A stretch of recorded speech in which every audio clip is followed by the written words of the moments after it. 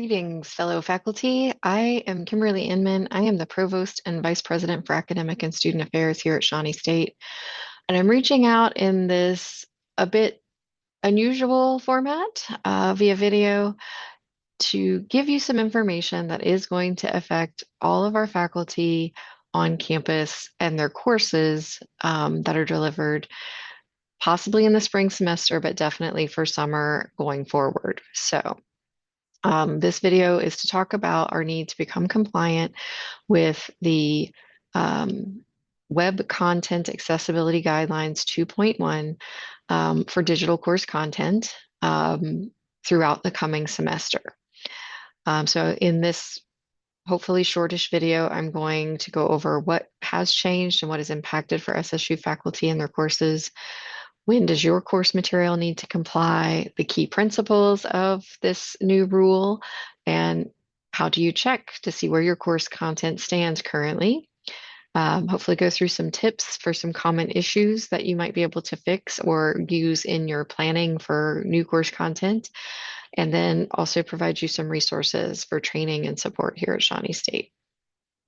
So, what has changed? Well, in April 2024, the Department of Justice issued a new rule under Title II, which is the Americans with Disabilities Act, and it's mandated that specific digital accessibility requirements must be in place for all state and local government organizations, basically all public government institutions, and that includes our public institutions of higher education like Shawnee State. All web content is being reviewed, so not just the course materials, all of our platforms, website, pages, PDFs on the website, any vendors that we use in a digital space are being reviewed for compliance. But where the faculty come in is on the course materials that are provided within Blackboard. They must conform with the Web Content Accessibility Guidelines, and the rule applies to the digital content in a course regardless of the modality. So if you're teaching online, your course content needs to comply.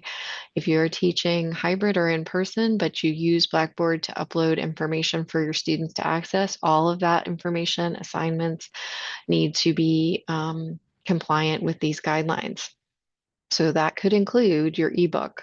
That could include textbook platforms like from Wiley and Pearson that you utilize. It includes all the built-in quizzes and assessments that are within those platforms. Those are things that we are needing to make sure comply.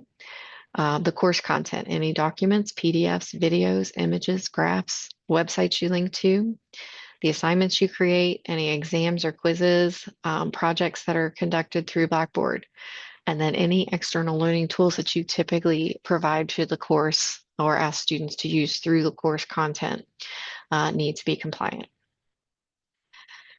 So when does this all need to be completed?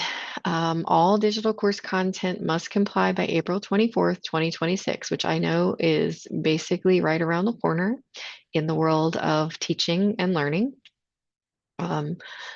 That's actually the last day of classes for the spring 2026 term that is starting in January. Finals week, unfortunately, occurs after the deadline. So what we are asking is for your courses, if materials need to be used by the student during finals week, those materials should be compliant by the last day of classes. They do not need to be compliant on the first day of term. For those of you who really would prefer your course just be ready to go and you can click open and show everything to the students at once on January, the first day of class, then that is something that you can work toward. If, however, you are amenable to working in modules and rolling things out over time, you can work to adjust the content over the course of the semester. Or you can only, if only certain materials are really needed for the finals week, you can only work on those materials. It really kind of depends on how your course is set up.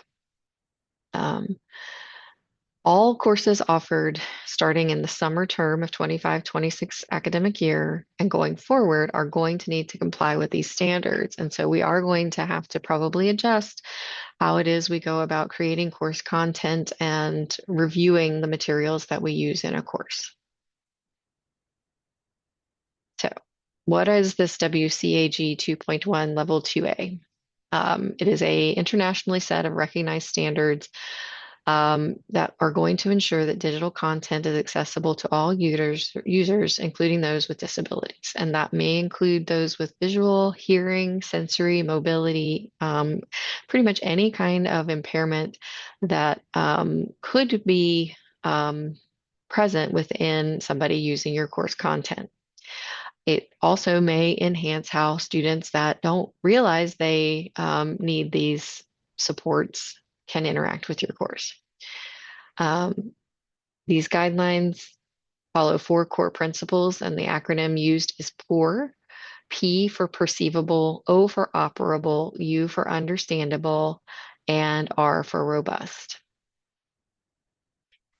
So when we look at perceivable, we're looking at the fact that users must be able to perceive the information, whether they are using no assistance or an assistive device. We need to create content that is going to be able to interact with those platforms. Much of our information is text-based, and so if it is not text-based but is image-based, we need to create what is called alt text that will allow the description to be read through a screen reader to a student with visual impairment. When you have audio or video, we need to make sure there's captioning on the video, transcripts provided for audio only items. We need to make sure that the text has sufficient contrast and that the text is able to be resized.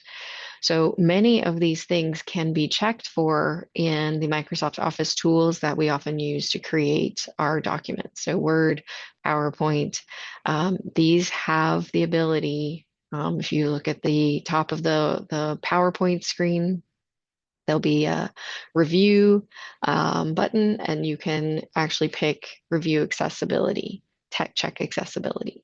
And it will go through each slide and it will point out things where there isn't alt text or where the contrast is not high enough to be able to be used by an accessibility tool.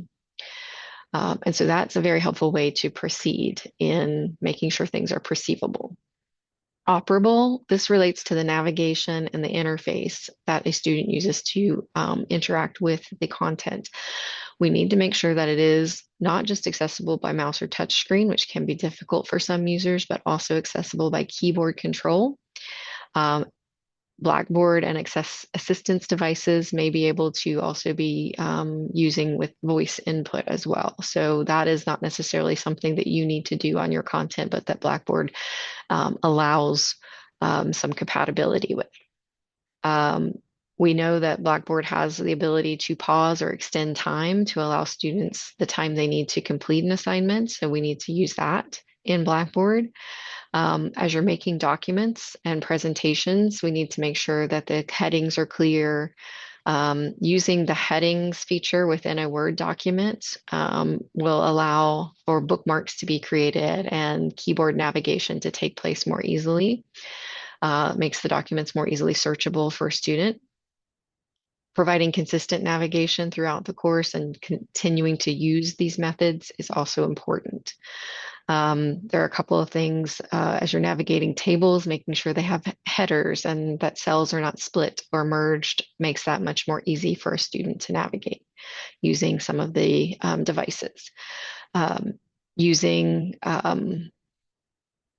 shortened versions of web links. So instead of making the full web link there with a URL, creating either a descriptive phrase or the name of the book that you're linking to and making a hyperlink there makes that much easier for a student to operate.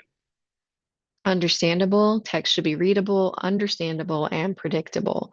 So again, clear language, abbreviations are explained, web pages should be consistent in appearance and operation. And so I would say that's true for your course, that it needs to be consistent in appearance and operation. We would like to see that across all Shawnee State courses eventually. Input assistance. So this is where Blackboard can be helpful if you're building a form in Blackboard, that it has tools that can actually identify errors. It will pull up instructions on how to fill out the blanks on a form, provide suggestions when an error has been entered on how to correct that error. So think about like if you've entered in a phone number and it's the wrong format on a form you might be filling out online. That's the type of call out that needs to be there to prevent submission of errors. And robust. Again, this is largely the work of the Blackboard learning management system and other software that is available, but the content needs to be interpreted by a wide range of assistive technologies, and it needs to be also forward compatible with future tools. So this is not necessarily something that you are going to do, but as you build documents that are accessibility reviewed for accessibility features, this will help in keeping your content in alignment with future needs. So, in checking where our courses stand right now, Alyssa Owens in our IT area, that is our contact and coordinator for the Blackboard platform, and all your Blackboard questions, was able to provide me with an institutional baseline of our accessibility right now. So in fall 2025, we have 912 course sections with shells in Blackboard. And in those shells, there are 46,000 plus actual files of different types of content. And overall, the accessibility score is 73.3% right now. If you're familiar with the Ally tool in Blackboard, and it has a little gas meter that shows you a color of yellow, red, orange, green. We are in the orange on this, so we're in the moderate range. So we don't have as far to go to improve as you might think. So that is encouraging. Um, and that's overall. So we have some courses that are 100% compatible right now because of how they were designed and built, and we have others that are below 50%. So we want to move those that are below 50% up and keep moving up so we can turn our overall score green into the bright green space. Um, One of the ways you can do that is by using the Blackboard Ally tool. And for those of you who aren't familiar, I'm going to stop sharing this and actually share my Blackboard site. Um,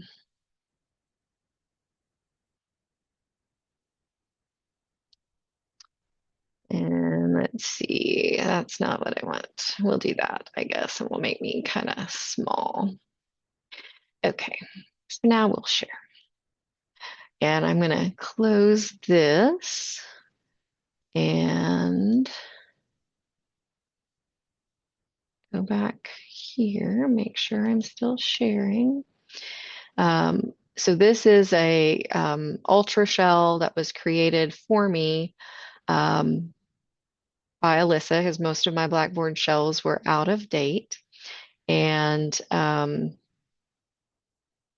the items I've thrown in here are just from an old version of my anatomy class. It's not set up in modules. It's not set up the way you would normally set this up. I'm just showing you some things for demonstration purposes today. And so there is a syllabus here that is has several versions of a syllabus. You can see the little gas gauge I was talking about. This is where you will see the accessibility score. And these aren't too bad. By this time in my teaching career, I was using Word with the heading settings to create my syllabi. It was in pretty decent shape. But when I look at the 2021 version and I look at the accessibility tool, it's going to tell me that this document contains text with insufficient contrast. And then it shows you that 34 times I used a font that the color did not provide sufficient contrast for those with visual impairment. And you can actually just sort of click through them, sorry. And it will show you where they are. To fix this, the best thing to do is to actually go back to Word, re-upload the file after you've made corrections using the Word accessibility tool. And so we'll close that down. And I actually did that exercise for the spring 22 version of the syllabus and went to Word. And what you're going to see here is that this version of the document has a higher accessibility score. It's no longer picking up the contrast issues, but it's picking up that I probably used some of those headings in a maybe slightly weird way and had a heading size out of order. And that again can be corrected by going back into your Word document. So pre-planning is definitely the way to go. Just a couple of other examples.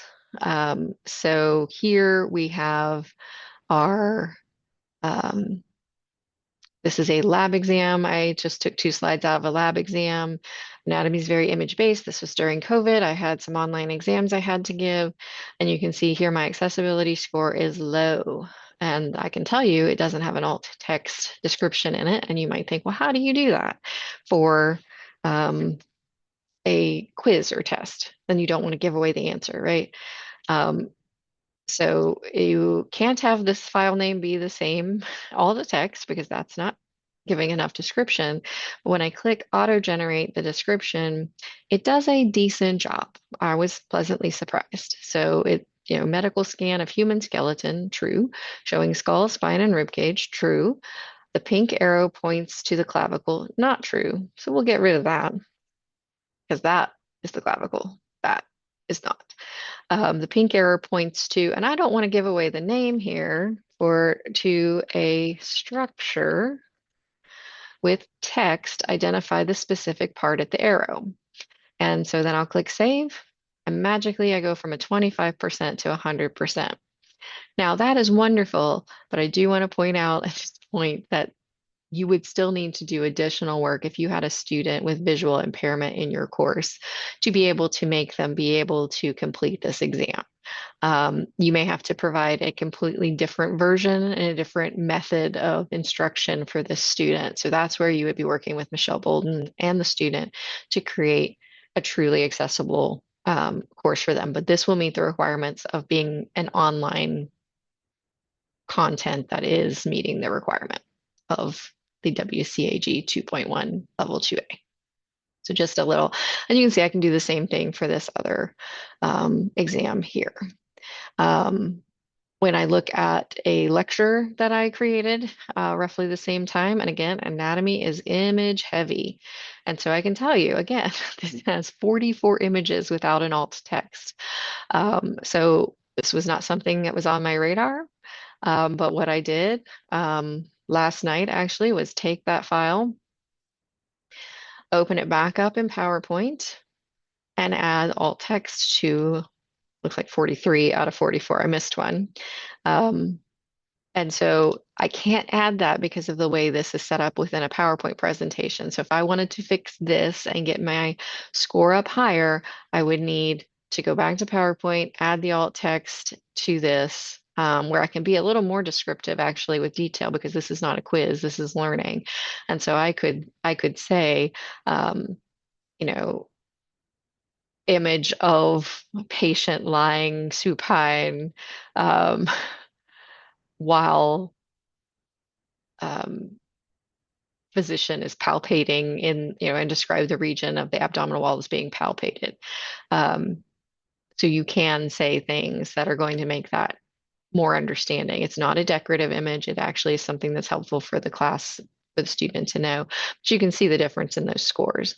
And then finally, this is a video that I recorded, and it does not have an accessibility score, but what it is it will link to YouTube, and YouTube has closed captioning that has been added to this video, whereas Blackboard Collaborate's videos do not automatically, and Zoom's videos do not automatically add a closed caption transcript.